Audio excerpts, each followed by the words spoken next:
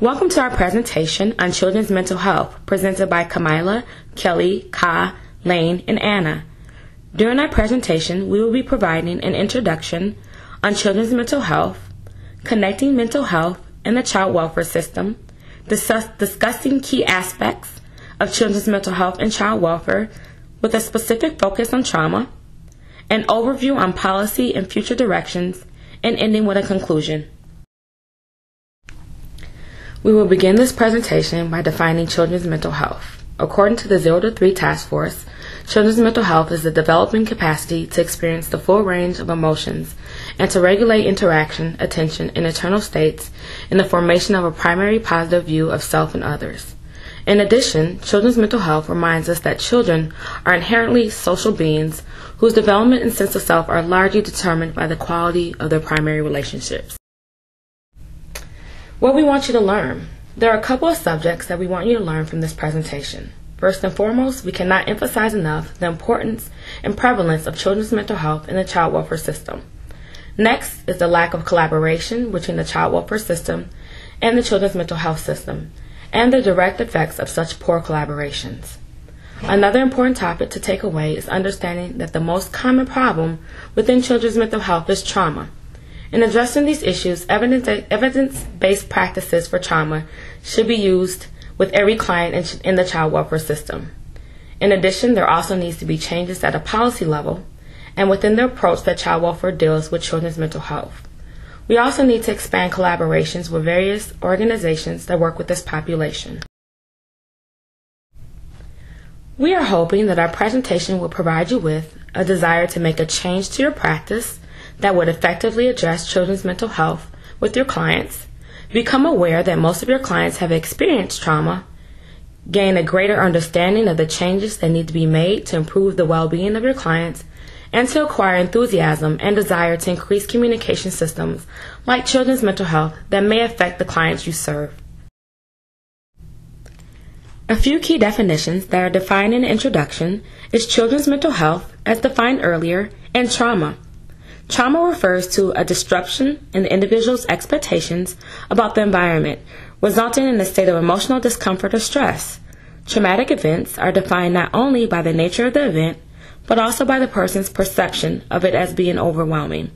It's not the objective facts that determine whether an event is traumatic, but your subjective emotional experience of the event.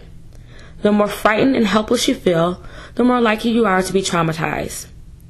We will be providing additional key definitions throughout each section of the presentation.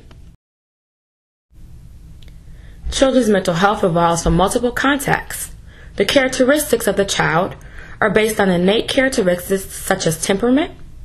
The relationship that the child has, specifically with adults, include caregiving settings where these relationships take place.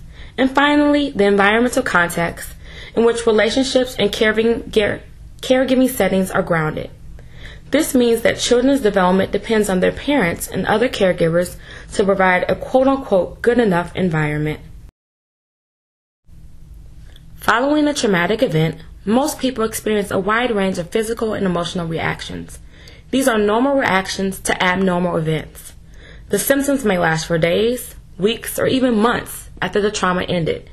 It is more common for children to display their emotions through behaviors. Therefore, when children are experiencing mental health issues such as trauma, there are several identifying characteristics.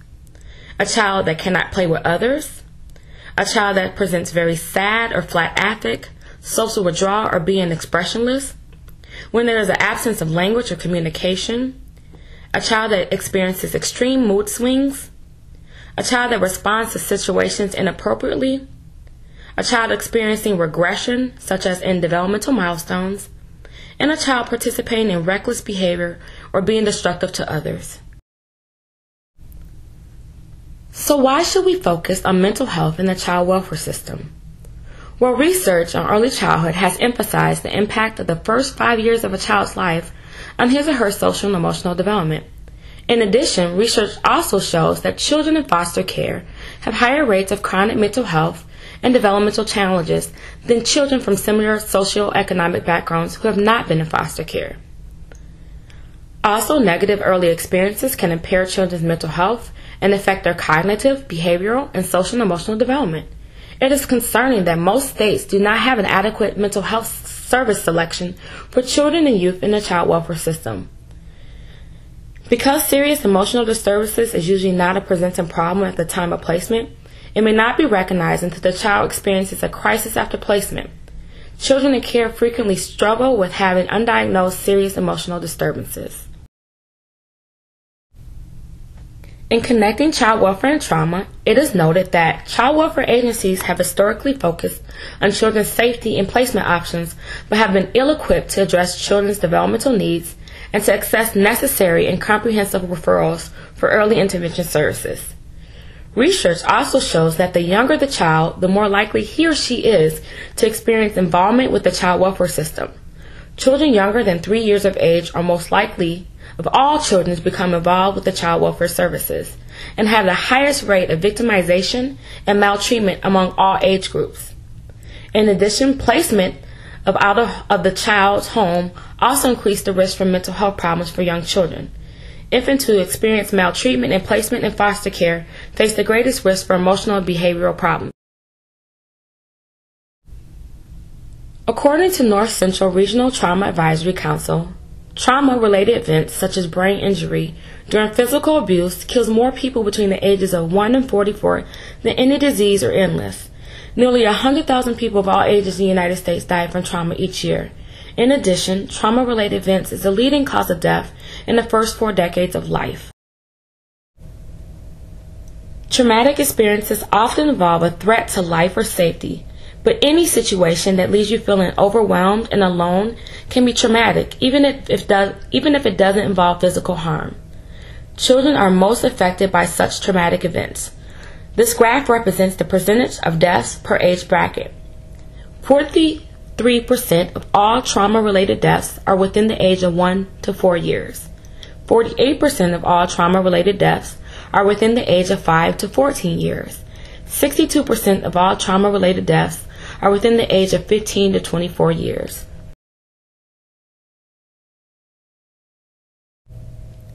In identifying key characteristics of the problem, we have found that young children in the child welfare system are not receiving the services and supports that they need to meet their social, emotional, and developmental needs.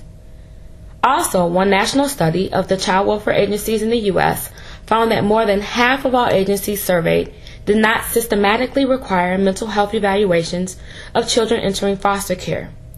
A recent study found that only 52% of states included relationship-based treatments under the benefits available for Part C services. Another study of children in child welfare included young children 4 to 6 years old showed no improvements as a result of the mental health services they receive, leading investigators to question both the quality and appropriateness of the interventions. More on characteristics of the problem. It is found that agencies lack a systematic approach for identifying children with mental health and developmental needs. The majority of child welfare agencies do not screen children in the system for mental health problems, and amongst those that do, fewer report using valid and reliable screening instruments. 94% of child welfare agencies had policies about screening for physical health problems, but only 47.8% had policies for mental health problems, and only 57.8% for developmental problems. As many as 80% of all youth involved with child welfare agencies have emotional or behavior disorders, developmental delays, or other indicators of needing mental health interventions. A significant proportion of these children are under age 6. Among young children aged 2 to 5 years in child welfare, 32% had an identified mental health need, yet less than 7% of these children receive services for mental health needs. The information presented has provided you with an overview of key definitions used throughout this presentation and the outline of the issues facing the child welfare system in addressing the mental health needs of children. For more information on children and trauma, see slides on key aspects of children's mental health and trauma by Ka and Lane.